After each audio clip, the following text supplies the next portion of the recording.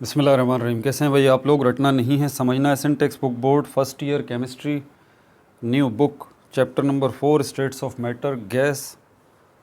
उसकी न्यूमेरिकल्स कर रहे थे, न्यूमेरिकल्स का पार्ट 2 करेंगे और ओवरऑल इस चैप्टर का पार्ट 16 और होपफुली ये फाइनल पार्ट होगा, पार्ट 16 और न्यूमेरिकल्स पार्ट 2 इंशाल्लाह। तो ये चैप्टर इख्तिताम पजीर होगा। उसके बाद अगला चैप्टर जो है वो हम शुरू करेंगे, states of matter liquid. Copy pencil ले लीजिए, लेक्चर को नोट करना है और मुस्कुराते रहना है। अच्छा, कहाँ तक कर लिया था हमने? 3 प्रॉब्लम्स हमने कर ली थी। पेज नंबर 103 खोल लीजिए आप और प्रॉब्लम नंबर 4 निकाल लें। प्रॉब्लम नंबर 4 या तो पीडीएफ खोल लें इसका या फिर आप बुक खोल लें। Page number 103 problem number 4। इसमें आपसे बोल रहा है कंपेयर कीजिए, मवाजना। जब हम कंपैरिजन की बात करते हैं ना तो हम रेशो की बात करते हैं। रेशो के अंदर क्योंकि हम कंपैरिजन ही तो करते हैं, तो इसमें भी आपको कंपेयर करना पड़ेगा। Compare the rates, compare the rates of diffusion of the following pairs of gases. 3 pair आपको दिए गए हैं, हाइड्रोजन गैस का और ड्यूट्रियम गैस का, हीलियम गैस का और सल्फ़र डाइऑक्साइड गैस का, और सल्फ़र हेक्साफ्लोराइड और सल्फ़र डाइऑक्साइड गैस का। ये 3 पेयर दिए हैं। 1 बाय 1 हम इनका कंपैरिजन करते हैं। पहले हम ले लेते हैं हाइड्रोजन गैस और deuterium gas. Hydrogen gas and deuterium gas. आपको याद होगा आइसोटोप्स हाइड्रोजन के 3 हैं, प्रोटियम है, ड्यूट्रियम है, ट्रीटियम है। ये प्रोटियम जो है वो ऑर्डिनरी हाइड्रोजन है जिसको हम जो है H से रिप्रेजेंट करते हैं। ड्यूट्रियम जो है उसको कैपिटल D से, और ट्रीटियम जो है उसको कैपिटल T से।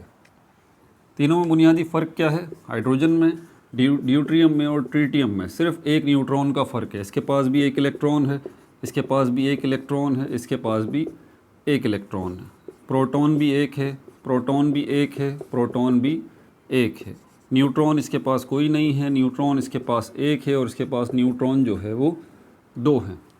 आपको पता है मास नंबर, जिसको नॉर्मली हम एटॉमिक मास भी कहते हैं, जो कि गलत है। बहरहाल मास नंबर असल में प्रोटॉन और न्यूट्रॉन का जमा होता है। तो यहाँ पर प्रोटॉन एक है, न्यूट्रॉन कोई भी नहीं है, इसका मास नंबर जो बनेगा वो 1 बनेगा। यहाँ पर प्रोटॉन और न्यूट्रॉन एक एक हैं, तो इसका मास नंबर बनेगा 2, और यहाँ पर प्रोटॉन और न्यूट्रॉन जो है 3 बन रहे हैं टोटल, तो यहाँ पर मास नंबर बनेगा 3। बहरहाल हमारा टारगेट जो है वो ये है और ये है, ये नहीं है ट्रीटियम। अब यहाँ पर हाइड्रोजन, क्योंकि हम मोलर वॉल्यूम लेते हैं, ठीक है, मोलर मासेस लेते हैं, तो मोलर मासेस असल में एटॉमिक मासेस, फार्मूला मासेस या फिर मॉलिक्यूलर मासेस, इसको ग्राम में रिप्रेजेंट करने का दूसरा नाम है। यानी कि अगर मोलर मास देखा जाए तो एटॉमिक मास भी मोलर मास है, मॉलिक्यूलर मास भी मोलर मास है, और जो है वो फार्मूला मास भी मोलर मास है। तो इन सारी चीज़ों को ज़रा ध्यान में रखिएगा। हाइड्रोजन गैस में यहाँ पर हम देखते हैं कि हाइड्रोजन के हमारे पास हैं 2 एटम, तो यहाँ पर जो बनेगा 1 + 1 = 2, इसका मोलर मास। ड्यूट्रियम जो है ये आ गया, इसका मोलर मास, इसका यकीनन एटॉमिक मास होगा या मास नंबर होगा, जो कि 2 है एक ड्यूट्रियम के एटम का। तो यहाँ पर 2 ड्यूट्रियम के एटम हैं, तो 2 + 2 = 4 ये बनेगा। ये ज़रूरत पड़ेगी हमें इसकी, क्योंकि अब हम फार्मूला यूज़ कर रहे हैं R1 = R2 और √ molar mass of second gas divided by √ molar mass of first gas. ये है हमारे पास जो है वो फार्मूला। समझ में आ गई बात आपको? अब यहाँ पर वो बोल रहा है कंपेयर द रेट्स। एक टेक्निकल बात मैंने यहाँ पर आपको समझाई थी, ठीक है, उसको आपने जहन में रखना है। वो टेक्निकल बात क्या है? वो टेक्निकल बात यहाँ पर यह है कि ये 1 और 2 किसको रिप्रेजेंट कर रहा है, आपको ये बात अच्छे से जहन नशीन करनी है, ठीक है, वरना आप गड़बड़ कर देंगे। ये 1, जो भी आपको 2 गैसेस दी जाती हैं ना जब भी कंपेयर करने के लिए, तो जो पहली गैस आपको दी जाए वो 1 वाली हो गई, और जो दूसरी गैस आपको दी जाए वो 2 वाली हो गई। बात समझ में आ गई? कोई परेशानी? पहली गैस 1 वाली, दूसरी गैस 2 वाली, ये बात याद रखिएगा। तो जहाँ पर 1 मौजूद आपको नज़र आए आप समझ जाइए कि हाइड्रोजन की बात आ रही है, और जहाँ पर 2 नज़र आए तो समझ जाइए ड्यूट्रियम की बात आ रही है। और 1 और 2 किसके साथ लगाएंगे? जो भी नाम आपको पहले नज़र आए, जो भी गैस आपको पहले नज़र आए उसको आप 1 कंसीडर कर लें, और जो दूसरे नंबर पर आपको गैस नज़र आती है उसको आप 2 कंसीडर कर लें। तो ये बन गया। तो इस तरह से ये रेट के साथ 1 लिखा हुआ है, तो ये रेट किसका हो गया? हाइड्रोजन गैस का। ये रेट किसका हो गया? ये ड्यूट्रियम गैस का। ये मोलर मास जो है किसका हो गया? ड्यूट्रियम गैस का, 2 लगा हुआ है। और ये मोलर मास किसका हो गया? हाइड्रोजन गैस का। ठीक है भाई। अब इसको हम यहाँ पर आगे सॉल्व करते हैं। तो R1 अपॉन R2, यहाँ पर मोलर मास किसका आएगा? ड्यूट्रियम का, जो कि 4 है, ये आ गया। और यहाँ पर किसका आएगा? हाइड्रोजन का, जो कि 2 है, और वो आ गया। यहाँ पर बच्चे जो है ना वो स्क्वायर रूट या रूट वाले में गड़बड़ कर देते हैं, तो आप गड़बड़ ना करें। पहली मेरी नसीहत याद रखें कि कई तरीके हैं इसको सॉल्व करने के। हो सकता है एकेडमी में या स्कूल में आपको टीचर ने दूसरे तरीके से बताया और मैं दूसरे तरीके से बता दूं, तो आपको सारे तरीके जो है वो पता होने चाहिए, तो जिससे आप कंफ्यूज ना हो। समझ में आ रही है बात आपको? ठीक है। और एक बात यह है कि कोई भी तरीका आप इस्तेमाल करें, आपका जवाब पे कोई फ़र्क नहीं पड़ता, आपका जवाब वही आएगा। आप इसको इस तरह भी कर सकते हैं कि कैलकुलेटर उठाएं, 4 का रूट ले लें, 2 का रूट ले लें, फिर उनको डिवाइड कर दें। आपके पास जो है सिंपल आसान लफ्ज़ों में आपके पास रेट्स आ जाएंगे, रेशो आ जाएंगे। जैसे कि मैं यहाँ कर लेता हूँ, ये कैलकुलेटर उठाया, ये रूट लिखा, ये 4 लिखा, और मेरे पास जवाब आ गया 2। उसके नीचे लिखा हुआ है √2, तो यहाँ पर मैंने दोबारा रूट लगाया कैलकुलेटर से और 2 लिखा, और मेरे पास जवाब आ गया 1.41। ये है R1 और ये है R2। ये लीजिए, दोनों के रेट्स आपके पास आ गए। R1 किसको रिप्रेजेंट कर रहा था? याद है ना? हाइड्रोजन गैस को। तो हाइड्रोजन गैस का रेट जो है वो 2 है, और R2 किसको रिप्रेजेंट कर रहा है? ड्यूट्रियम गैस को। तो उसका रेट क्या है? उसका 1.41 है। रेट या रेशो को हम लिखते कैसे हैं? इस तरह से 2 डॉट्स लगा के, जिसको हम कॉलन कहते हैं। तो हम इसको पहले वाले को इस तरह से लिखेंगे 2:1.41। इस तरह से ये आपका क्या आ गया? आपका रेट आ गया 1.41/1।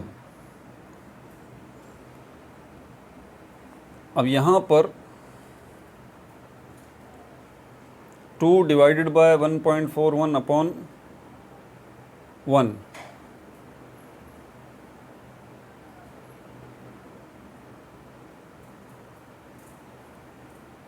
2:1.41/1। अच्छा, इसको ज़रा इस तरह करके देखें, 4/2, ये ड्यूट्रियम का 4 आ गया,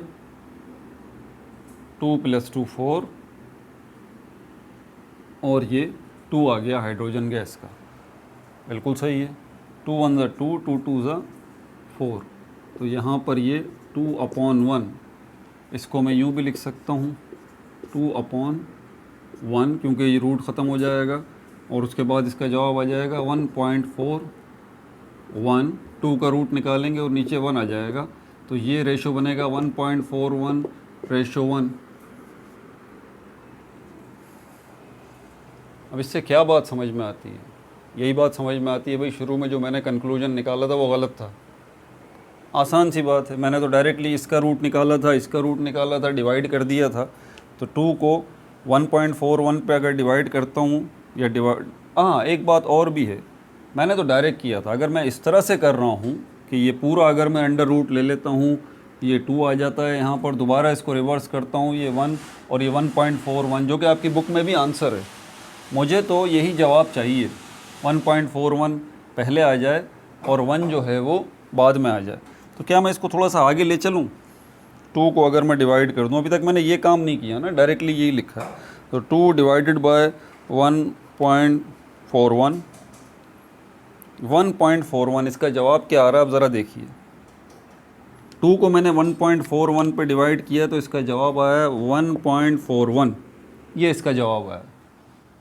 ठीक है, ये इसका जवाब आया। हर नंबर के नीचे 1 ज़रूर होता है। हर नंबर के नीचे क्या होता है? 1 ज़रूर होता है, तो इसके नीचे भी 1 मौजूद है। अब आप इसको जो है वो आगे किस तरह लिख सकते हैं, 1.41:1। दिमाग घूम रहा है, दिमाग को घुमाइए नहीं। ये सब बताने का मकसद आपको, आपके लिए आसानी पैदा करना था, मुश्किल पैदा नहीं करना था। मैंने 2 मेथड आपको बताएं, क्योंकि कोई दूसरा मेथड आ गया, रट्टे वाले तो नहीं है ना।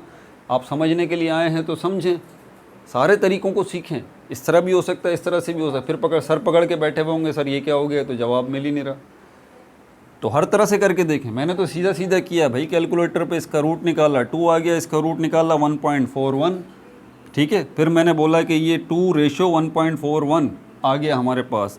2 जो है वो रेट है R1 यानी कि हाइड्रोजन गैस का, ठीक है। और 1.41 जो है वो किसका रेशो है, R2 का, जो कि हमारे पास है ड्यूट्रियम गैस। लेकिन जब बुक में आंसर चेक किया तो ये तो आ नहीं रहा। फिर मैंने बोला चलो दूसरा मेथड इस्तेमाल करते हैं। फिर मैंने क्या किया, इसको पूरा, ये अलग अलग था ना, √4 √2, यही बात है। मैंने इनको एक रूट में ले लिया, ये भी कर सकते हैं। जब मैंने ये किया तो आसानी से मैंने 2 1 2 2 2 4 ये कर दिया, ठीक है। और उसके बाद 1 के ऊपर रूट लगाने का कोई फ़ायदा नहीं होता, इस पर मैंने रूट हटा दिया, 2 के ऊपर रूट बाकी रहने दिया, और 2 के ऊपर जो रूट है उसको निकाला, 1.41/1, ये जवाब आ गया। तो मेरे पास जो रेशो आया, जो रेट्स आए, 1.41:1 आया, जो कि बिल्कुल बुक के मुताबिक है। तो मैं क्या समझूं कि ये वाला मेथड जो है वो मेरा सही है और ये वाला मेथड जो है वो मेरा गलत है? ऐसी बात नहीं है। ये मज़ीद आगे हो सकता है, मैंने किया नहीं। ये मज़ीद आगे हो सकता है, मैंने किया नहीं। जब मैंने 2 को 1.41 पे डिवाइड किया तो जवाब आया 1.41। अब हर नंबर के नीचे 1 होता है, तो इसके नीचे भी 1 मौजूद है, ये मैंने ज़ाहिर कर दिया। फिर मैंने इसको रेट्स की शक्ल में लिख दिया, 1.41:1, तो बिल्कुल बुक के मुताबिक मेरा जवाब मैच हो गया। तो मैंने आपको यहाँ पर ये बात साबित की है कि आपका मेथड कोई सा भी हो, आपके जवाब पे कोई फ़र्क नहीं पड़ता। एक और तरीका है इसको रैशनलाइज़ के ज़रिए करने का। अगर डिनोमिनेटर में आपके पास रूट मौजूद है तो इसको रैशनलाइज़ कर दीजिए, ये तीसरा मेथड। बहरहाल सिंपलेस्ट मेथड तो मैंने आपको ये बता दिया कि डायरेक्ट जो है कैलकुलेटर उठाएं, टक टक, और ये जवाब आ गया आपके पास।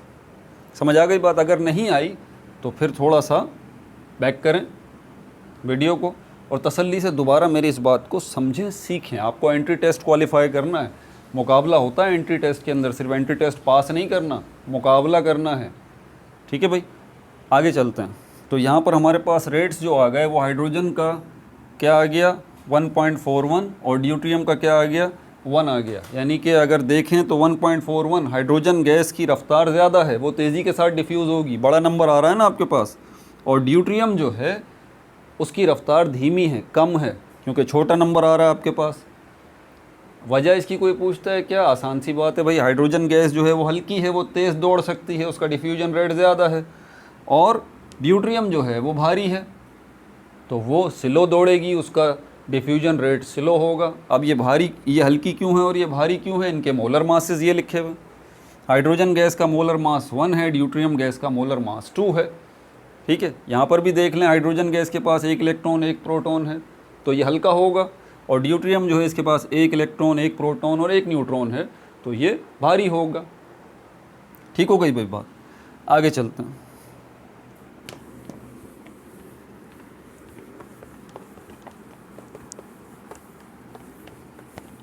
मेन चीज़ जो है इसके अंदर वो आपको यही रखनी है कि 1 और 2 को आप किसके साथ रखेंगे। बच्चे यहाँ गड़बड़ करते हैं, उसका तरीका मैं बता चुका हूँ।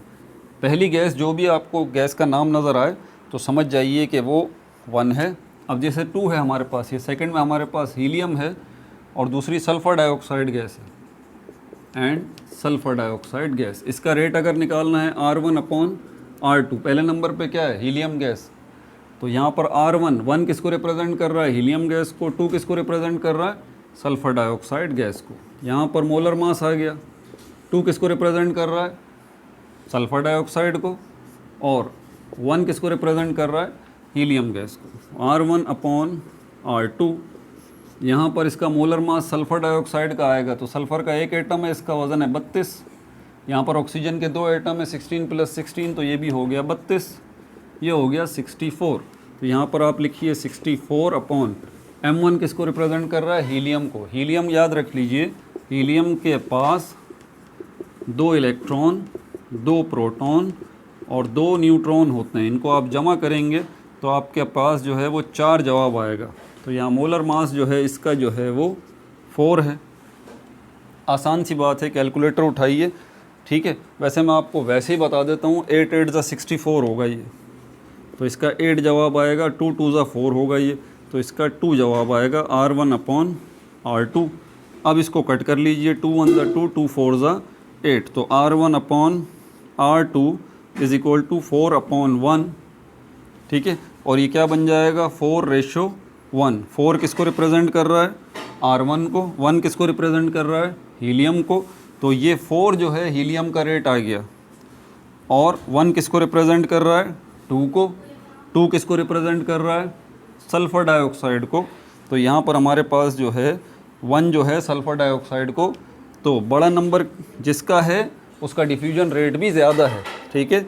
तो यहाँ पर आप देख लें कि R1 यानी कि हीलियम गैस जो है उसका डिफ्यूजन रेट ज़्यादा है। हीलियम गैस 4 टाइम्स फास्टर है सल्फ़र डाइऑक्साइड गैस के मुकाबले में। तो ये भी रेट आ गया, बुक से भी चेक कर लेते हैं, बुक में भी आपके पास यही जवाब आ रहा है, ठीक है भाई। 4 अपॉन 1, 4 अपॉन 1 लिखा हुआ है ना बुक में, 4 अपॉन 1 मतलब 4 अपॉन 1 मतलब 4:1। समझ में आ गई बात। आप ये डिवीज़न को रेशो में कन्वर्ट कर सकते हैं, रेशो को डिवीज़न में कन्वर्ट कर सकते हैं, कोई टेंशन की बात नहीं है। 4 अपॉन 1 को आप 4:1 कर दें, 4:1 को आप 4 अपॉन 1 कर दें। हो गई ये बात क्लियर। अब चलते हैं आगे। यहाँ पर थोड़ी सी इसमें आपके आंसर में गड़बड़ है, ज़्यादा गड़बड़ नहीं, नंबर सिर्फ आगे पीछे हुए हैं। मिटाऊँ इसको।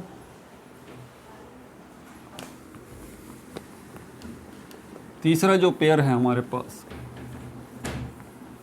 तीसरा पेयर हमारे पास है वो है सल्फ़र हेक्साफ्लोराइड का और सल्फ़र डाइऑक्साइड का। तीसरा पेयर आ गया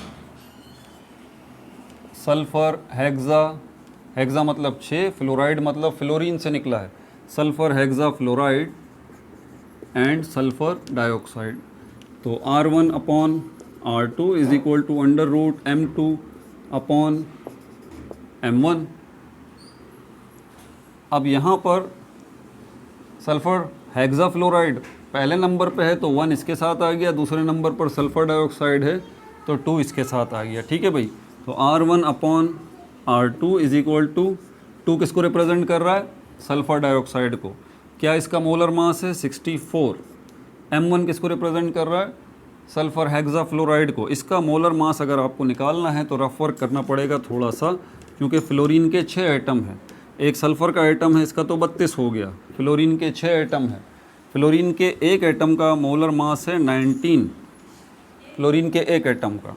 तो दूसरे एटम का भी 19 होगा, तीसरे का भी 19 होगा, चौथे का भी 19 होगा, पाँचवें का भी 19 होगा, छठे का भी 19 होगा। अगर आपको ये बार बार प्लस करने में प्रॉब्लम हो रही है तो आप 19 × 6 कर दें, एक ही जवाब आएगा।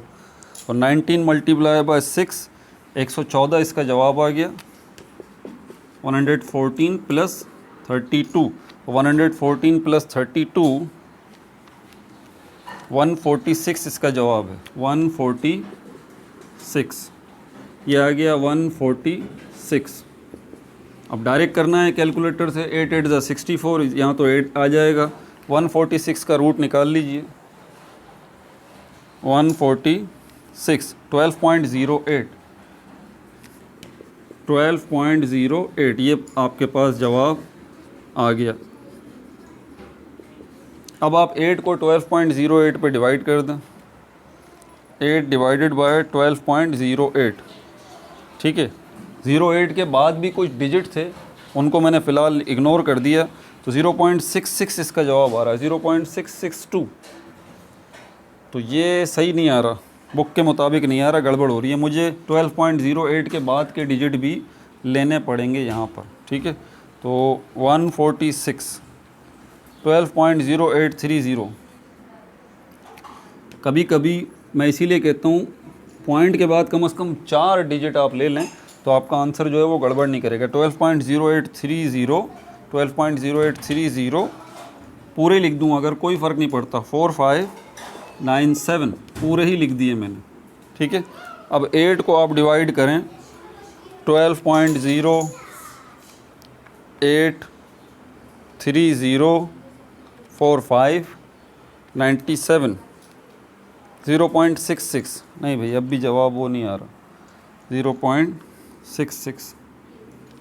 0.66 डिवाइडेड बाय 1 1.51 आपके पास जवाब आ रहा है। 1.51। अगर इसको राउंड ऑफ करें तब जाके ये रेशो बन जाएगा। राउंड ऑफ अगर हम इसको करें तब जाके ये रेशो बन जाएगा एग्जैक्टली। तो 0.66 मेरे पास जवाब आ रहा है। तो इसको मैं इस तरह भी लिख सकता हूँ 0.66 रेशो 1। आपकी बुक में जवाब आ रहा है 1.51 अपॉन 1। नहीं गड़बड़ हो रही है, गड़बड़ हो रही है, बात बन नहीं रही, कहीं मुझसे मिस्टेक हो रही है। इतना वेरिएशन नहीं आ सकता। 1.11 हो रही है, नहीं इतना वेरिएशन नहीं आ सकता। अच्छा 1.51 डिवाइडेड बाय, नहीं इतना वेरिएशन नहीं आ सकता। ये 1 है और ये 2 है। 2 है तो यहाँ पर आएगा 64 सल्फ़र डाइऑक्साइड, बिल्कुल सही है। 1 है तो ये 146, इसमें तो कहीं गड़बड़ नहीं हो रही। 146 रूट 146 12.0830 और ये 8 डिवाइडेड बाय 12.08 0.66। नहीं कुछ गड़बड़ हो रही है, कहीं गड़बड़ हो रही है, कहीं गड़बड़ हो रही है, कुछ मिस्टेक हो रही है। जल्दी से देख लो यार, जल्दी से देख लो कहाँ गड़बड़ हो रही है। मोलर मास सही निकाल रहा हूँ। सल्फ़र डाइऑक्साइड 6 हैं। 19 कहाँ मिस्टेक हो रही है।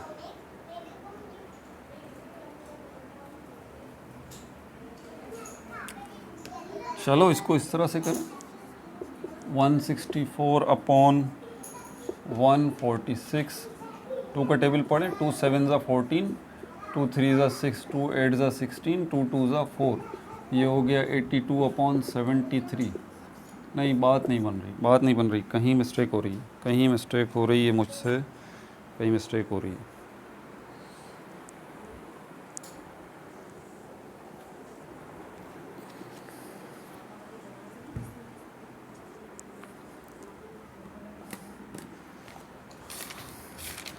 देख लूँ भाई ज़रा, कुछ गड़बड़ महसूस हो रही है। 64 ठीक है, 146 नहीं, 146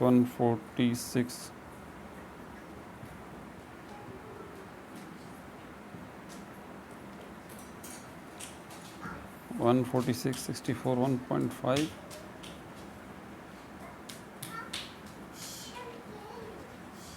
ऐसा नहीं होना चाहिए, ऐसा नहीं होना चाहिए, ऐसा नहीं होना चाहिए यार। ये तो कॉन्सेप्ट ही ख़राब कर दोगे भाई तुम।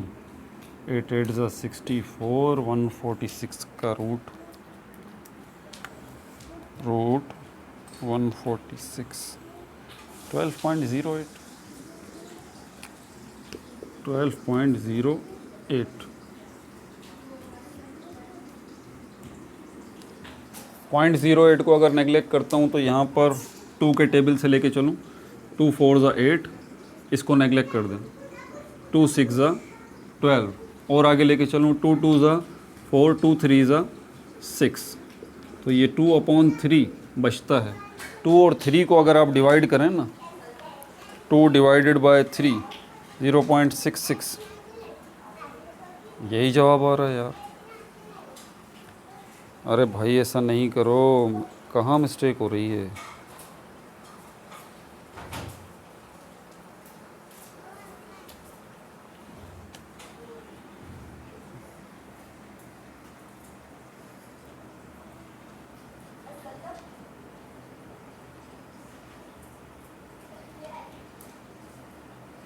64 146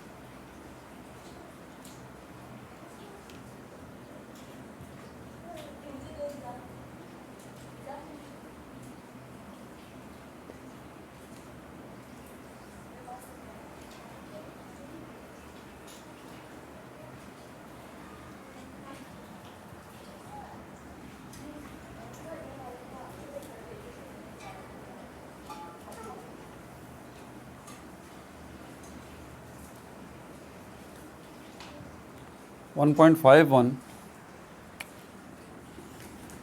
ठीक है। इंटरेस्टिंग फैक्टर बताऊं यहाँ पर आपको,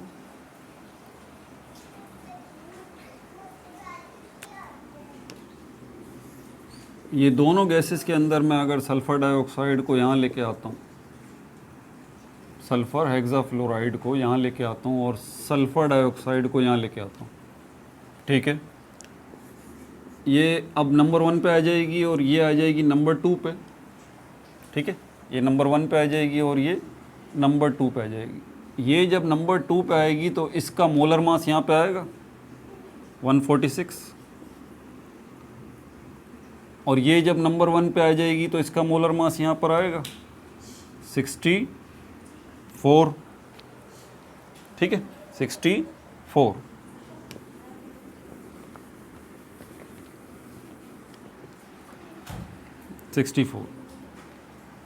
ठीक है भाई, अब देखें 146 12.08 12.08 304 597 डिवाइडेड बाय 8, इसको डिवाइड करते हैं 8 पे, डिवाइडेड बाय 8 1.51 आ गया जवाब, 1.51 आ गया जवाब 1.51 आपकी बुक के मुताबिक।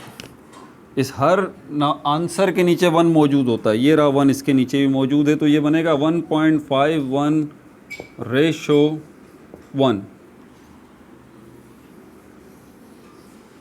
1.51 रेशो 1।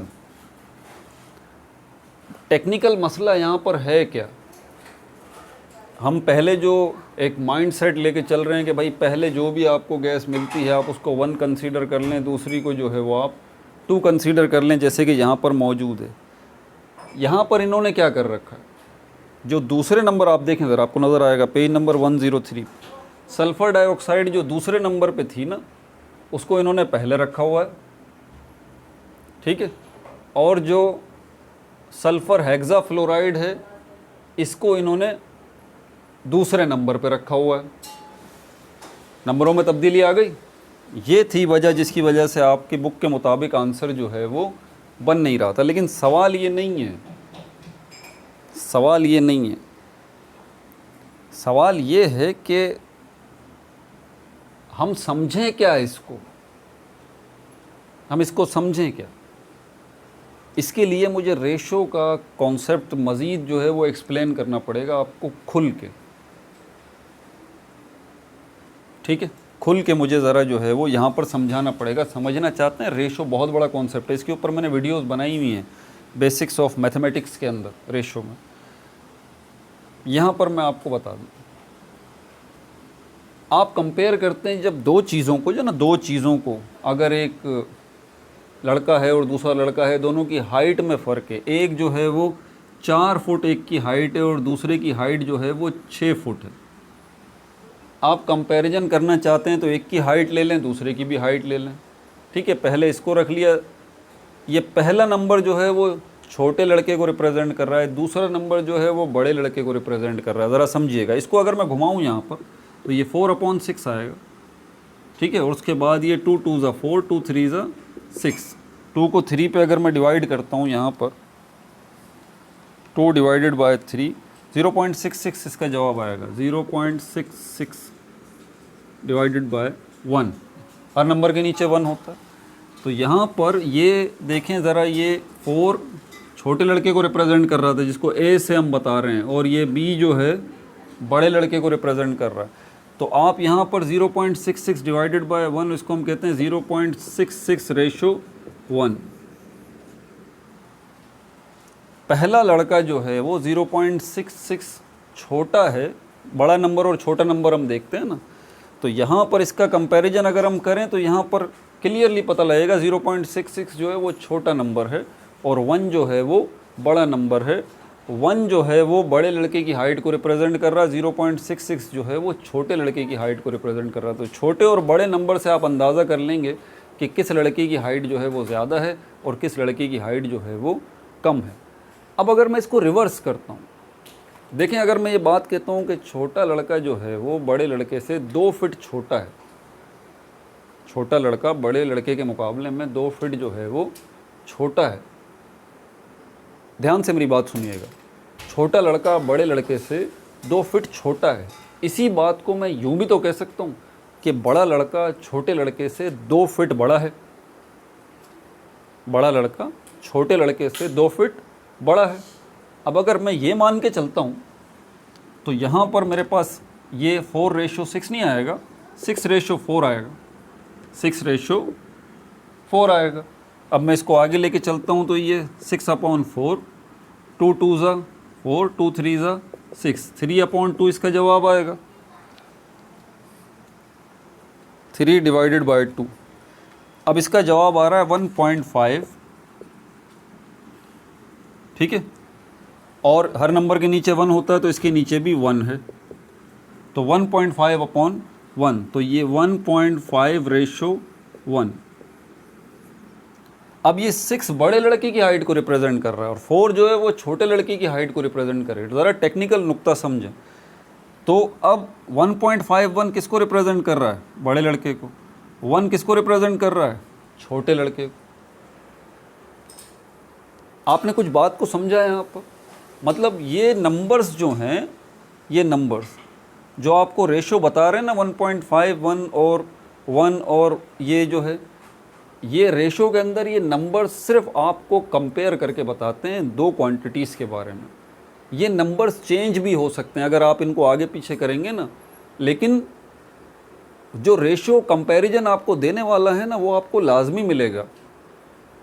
तो रेशोस के नंबर्स जो आखिर में आते हैं ना वो आगे पीछे हो जाते हैं या चेंज भी हो जाते हैं, तो उससे परेशान होने की आपको ज़रूरत नहीं है, ठीक है।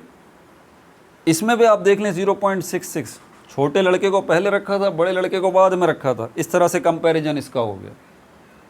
और दूसरे वाले केस में बड़े लड़के को पहले रखा, छोटे लड़के को बाद में रखा, इसका कंपैरिजन ये हो गया।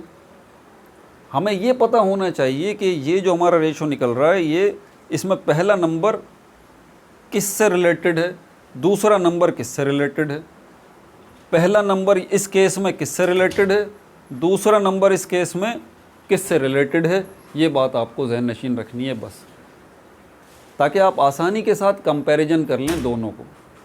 इस कंपैरिजन में हमें अंदाज़ा हो रहा है कि छोटा लड़का जो है उसके लिए छोटा नंबर आया है, बड़े लड़के के लिए बड़ा नंबर आया है। तो बड़े लड़के की हाइट ज़्यादा है, छोटे लड़के की हाइट कम है। और इस केस के अंदर अब हम यही बात कर रहे हैं, जैसे कि मैंने पहले कहा था आपको कि अगर हम ये कहते हैं कि छोटा लड़का बड़े लड़के से 2 फुट छोटा है, तो इस बात को हम यूँ भी तो कह सकते हैं कि बड़ा लड़का छोटे लड़के से 2 फुट बड़ा है। एग्जैक्टली दोनों केसेस बात एक ही है, लेकिन नंबर्स अब हमें चेंज इस्तेमाल करने पड़ेंगे। नंबर्स अब हमें चेंज इस्तेमाल करने पड़ेंगे, लेकिन बात हम एक ही कर रहे हैं। समझ में आई आपको ये बात? थोड़ा मुश्किल है इसको समझाना, इसीलिए मैंने रेशोज़ के ऊपर सेपरेट जो है वो वीडियो बनाई थी, जिसमें मैंने तफसील से इस बात को जो है ना समझाया था, ताकि इन टेक्निकल इश्यूज़ को आप समझें। एंट्री टेस्ट जो है वो मजाक नहीं होता, आपको इन डेप्थ पूरी कॉन्क्रीट नॉलेज होनी चाहिए सारी की सारी चीज़ों की। हम नॉर्मली अगर इसको रहते हैं R1 R2 के हिसाब से, जैसे कि मैंने शुरू में भी लिया, तो आपके पास जवाब क्या आ रहा था? आपके पास जवाब कुछ और आ रहा था, 0.66 आ रहा था ना, और बुक के अंदर 1.51 था। अब मैंने जब इसको रिवर्स किया तो बिल्कुल जो है वो बुक के मुताबिक आपका जवाब आ गया। तो टेक्निकली स्टूडेंट्स को परेशान नहीं करना चाहिए था यहाँ पर, और 0.66:1 ही रखना चाहिए था इसका जवाब, ठीक है। लेकिन इन्होंने यहाँ पर इसको रिवर्स कर दिया। बहरहाल तो आप बुक के मुताबिक ही चलिएगा एग्ज़ाम में जब लिखें, लेकिन आपने इस रेयर नॉलेज को जो कि अभी मैंने आपको दी है, अगर समझ में नहीं भी आई तो आप वीडियो बैक करके मेरी बात को दोबारा से सुनें और दोबारा से इसको समझें। बहुत प्रीशियस मैंने बात आपको समझाई है। दूसरी दफ़ा भी समझ में नहीं आती, तीसरी दफ़ा वीडियो बैक करके धीरे धीरे सुनें और उसको समझें, आपका जहन खुल जाएगा। आप कभी भी रेशोज़ वगैरह को लेके परेशान नहीं होंगे। बहरहाल आगे चलते हैं। तो ये आपकी बुक के मुताबिक ये मैंने आंसर निकाल दिया है भाई, ठीक है। अब चलते हैं यहाँ पर प्रॉब्लम नंबर 5 की तरफ।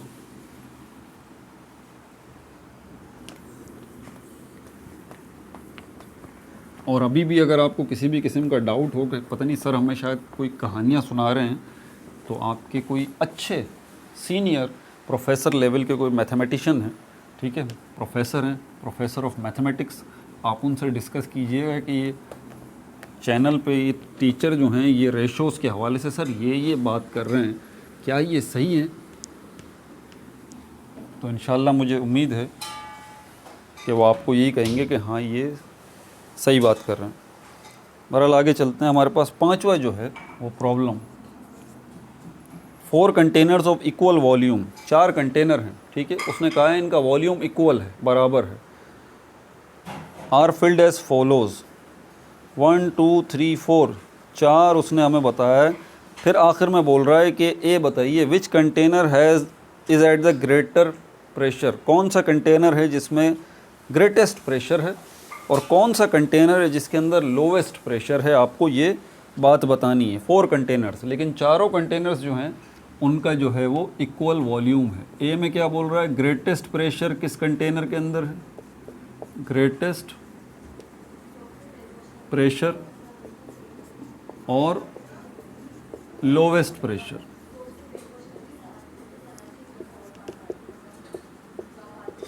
इन विच कंटेनर, कौन से कंटेनर में। 4 उसने आपको शर्तें बताई हैं, 1 2 3 4, ठीक है। पहले 1 ले लेते हैं। इस केस के अंदर ज़रा चेक करेंगे प्रेशर हमारे पास आ क्या रहा है।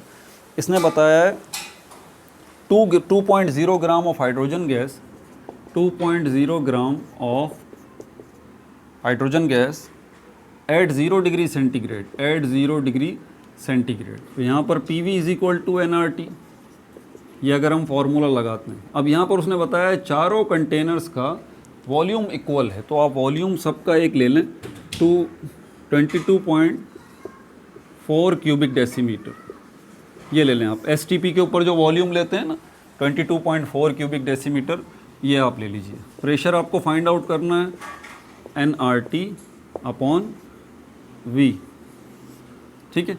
नंबर ऑफ मोल आपको अगर फाइंड आउट करने हैं तो यहाँ पर आपके पास मास मौजूद है हाइड्रोजन गैस का। नंबर ऑफ मोल का फॉर्मूला ये है, ठीक है, molar mass, mass in gram divided by molar mass. In short number of moles का फॉर्मूला ये भी है। N जो है नंबर ऑफ मोल को रिप्रेजेंट कर रहा है, स्मॉल m जो है मास इन ग्राम को रिप्रेजेंट कर रहा है, और कैपिटल M जो है वो मोलर मास को रिप्रेजेंट कर रहा है। तो हाइड्रोजन को अगर हम यहाँ पे लेते हैं तो हाइड्रोजन का मास 2 दिया गया है।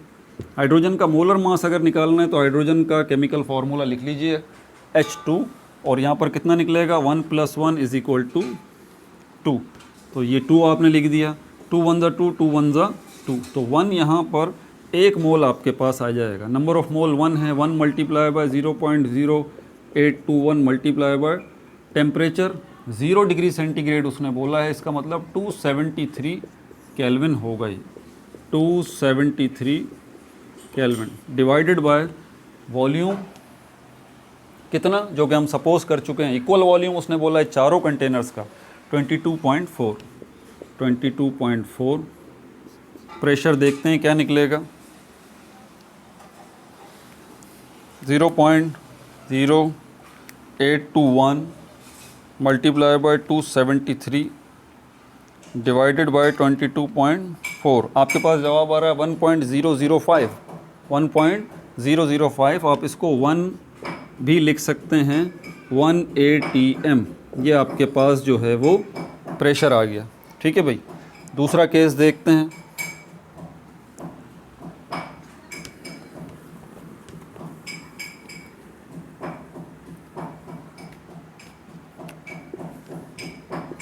नंबर 2 में वो बोल रहा है आपके पास 1 ग्राम हाइड्रोजन गैस है, 1.0 ग्राम जो है वो हाइड्रोजन गैस है, और टेम्परेचर जो है वो एट 273 डिग्री सेंटीग्रेड। अब 273 डिग्री सेंटीग्रेड को केल्विन में लेके आने के लिए क्या फॉर्मूला हमारे पास, केल्विन बराबर है डिग्री सेंटीग्रेड प्लस 273, और केल्विन बराबर होगा कितना सेंटीग्रेड है, 273 प्लस 273, तो ये कितना बन जाएगा, 546 केल्विन बनेगा शायद, ठीक है, 546 केल्विन बनेगा, 273 प्लस 273, बिल्कुल एग्जैक्टली यही बन रहा है, ठीक है भाई। अब दोबारा ये फॉर्मूला लगाएंगे, P V is equal to N R T, pressure यहाँ पर आ गया N R T upon V, और प्रेशर नंबर ऑफ मोल आपको फाइंड आउट करना है, ठीक है, इस केस के अंदर। अब 2 ग्राम आपके पास हाइड्रोजन गैस नहीं है, 1 ग्राम है, तो फॉर्मूला लगाइए, नंबर ऑफ मोल बराबर है mass in gram divided by molar mass. Mass in gram 1 gram आपको दिया गया है, मोलर मास हाइड्रोजन गैस का 2 है, 1 को 2 पे डिवाइड करेंगे, 0.5 आपके पास जवाब आ जाएगा। तो 0.5 आपके पास नंबर ऑफ मोल हैं, 0.0821 मल्टीप्लाई बाय टेम्परेचर कितना निकाला है, 546, डिवाइडेड बाय वॉल्यूम कितना है हमारे पास, सबका इक्वल वॉल्यूम है ना, तो 22.4 क्यूबिक डेसीमीटर ये हमारे पास आ गया, ठीक है भाई। 546 multiply by 0.0821 multiply by 0.5 divided by 22.4, इसका भी जवाब आपके पास 1 ही आ रहा है, 1 ATM, 1 एटमॉस्फेरिक प्रेशर। इस केस के अंदर भी आपके पास जो प्रेशर आ रहा है वो 1 आ रहा है। अब आप याद रखिएगा, ये जो पहला है इसमें प्रेशर हमारे पास 1 ATM आया है, दूसरा है इसमें भी हमारे पास प्रेशर 1 ATM आया है। अब नंबर 3 की तरफ चलते हैं, नंबर 3 की तरफ।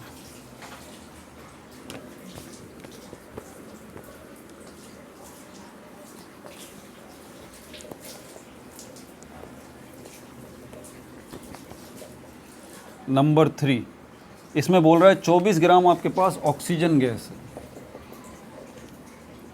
24 ग्राम ऑक्सीजन गैस है। टेम्परेचर यहाँ पर कितना है हमारे पास, टेम्परेचर है 0 degree centigrade, at 0 degree centigrade. अब 0 डिग्री सेंटीग्रेड समझ जाइएगा, केल्विन में 273 केल्विन है, 24 ग्राम ऑक्सीजन है, P V is equal to N R T, pressure यहीं पर रहा N R T upon V. Number of mole find out करने हैं ऑक्सीजन गैस के, मास इन ग्राम,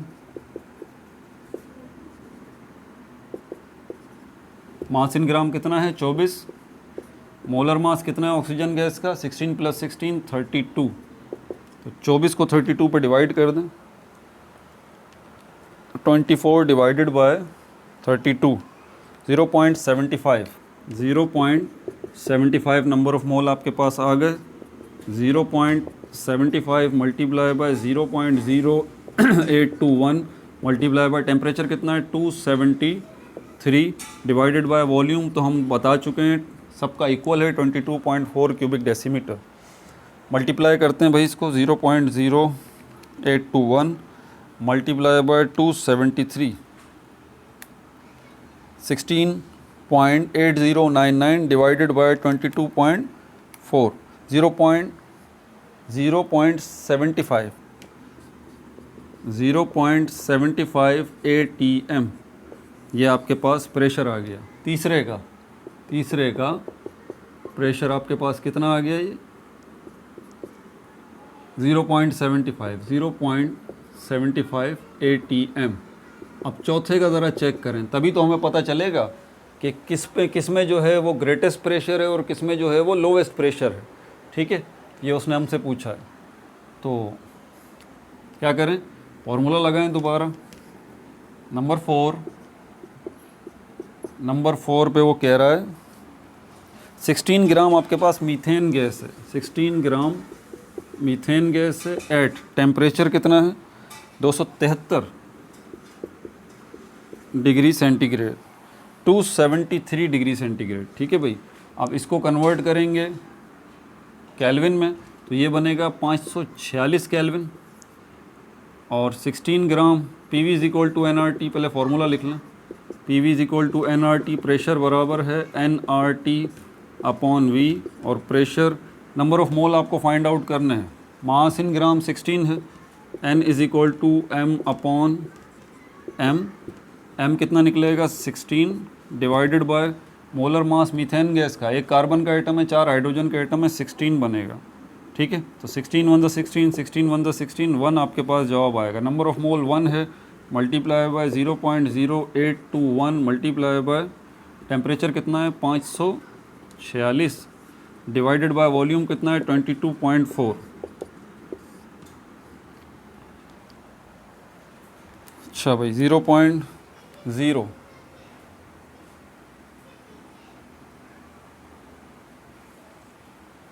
0.0 16 ग्राम आपके पास जो है वो मीथेन गैस है, बिल्कुल ठीक है। अच्छा PV is equal to NRT, तो 1 जवाब आया था 0.821 multiply by temperature 546 divided by 22.4, 2.00 यानी कि 28 एटमॉस्फेरिक प्रेशर आपके पास आ गया। अब आप देख लीजिए 4 पे आपके पास जवाब आया है 2 ATM। पहले वाले केस में आपके पास प्रेशर आ रहा है 1 एटमॉस्फेरिक प्रेशर, दूसरे वाले केस में आपके पास प्रेशर 1 एटमॉस्फेरिक प्रेशर ही आ रहा है, तीसरे वाले केस में आपके पास आ रहा है 0.75 एटमॉस्फेरिक प्रेशर, चौथे वाले केस में जो है आपके पास जवाब आ रहा है 2 एटमॉस्फेरिक प्रेशर। तो उसने बोला है क्या आपको कि बताइए किसके अंदर ग्रेटेस्ट प्रेशर है और किस में जो है वो लोवेस्ट प्रेशर है, इन विच कंटेनर। तो ग्रेटेस्ट प्रेशर अगर हम देखें किसके अंदर है 4 के अंदर, और लोवेस्ट प्रेशर जो है वो किसके अंदर है 3 के अंदर।